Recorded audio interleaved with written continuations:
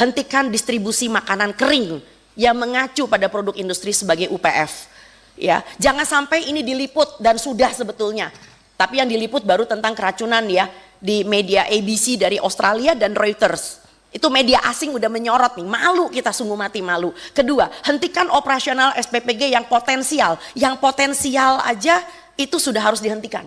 Apalagi nomor 3 yang sudah bermasalah.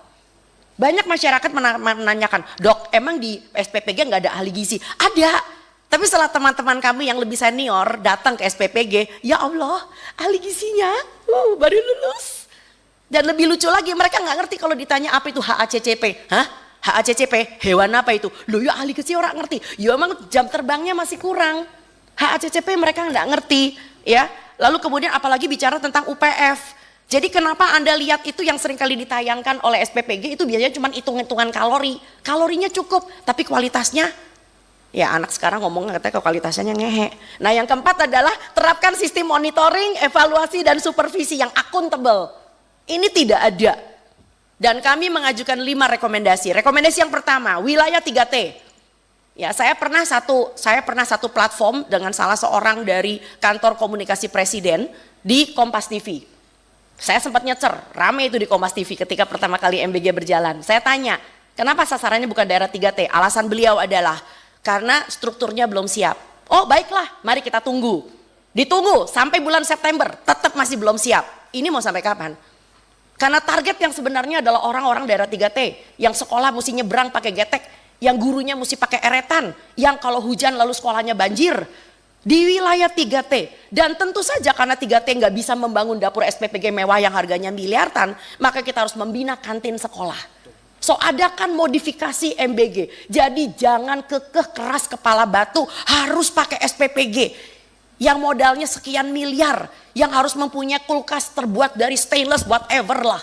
Ya tapi kan kantin bisa diberdayakan. Ya latih, didik dan awasi para pemilik kantin. Kedua, kerjasama, sekali lagi bangun dengan Dinkes, kerjasama dengan puskesmas, karena kesehatan lingkungan puskesmas itu adalah bagian dari wilayahnya sebagai layanan supervisi, monitoring dan evaluasi, bukan dengan BPOM. Ya jelas dia kerjasama sama BPOM yang dibagi susu berkemasan sih. Yang ketiga, transparansi keuangan, di mana dapur dan penyedia diketahui publik, nggak diem-dieman. Yang keempat, buktikan bahwa terjadi edukasi makanan bergizi. Karena ini adalah janji dari BGN, supaya masyarakat kita tuh bisa, anak-anak itu nggak buang-buang sayur. Kalau sayurnya nggak doyan, nggak semua sayur berdaun kan. Ada yang namanya wortel, ada yang namanya labu siem, ya.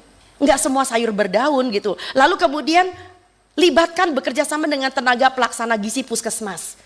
Ya, TPG kita tuh marah-marah loh. TPG kita mengatakan kita kayak dicuekin kayak pot kembang, cuma taruh di pinggir aja. Dan guru-guru lebih kesian lagi, sekarang punya istilah baru, Master of bagi-bagi makanan. Udah gitu kalau traynya hilang disuruh bayar 80.000. Astagfirullah. Yang ketiga, alokasikan menu lokal sebagai 80% isi MBG di seluruh wilayah. Ya, saya pengen anak Papua bisa makan ikan kuah asam. Saya pengen anak Sulawesi bisa makan kapurung. Tapi yang terjadi dari Lokna sampai dengan Papua yang dibagi adalah burger, di mana tepung terigu tidak pernah tumbuh di bumi Indonesia. Nggak ada anak muda yang tahu bahwa gandum tidak tumbuh di bumi Indonesia. Dibagi spaghetti, dibagi bakmi gacoan. Oh my god. Ya, dan maaf ya, itu isi burgernya itu kastanisasi juga. Kalau yang dekat dengan pusat supaya kelihatan bagus, dikasih kayak chicken katsu.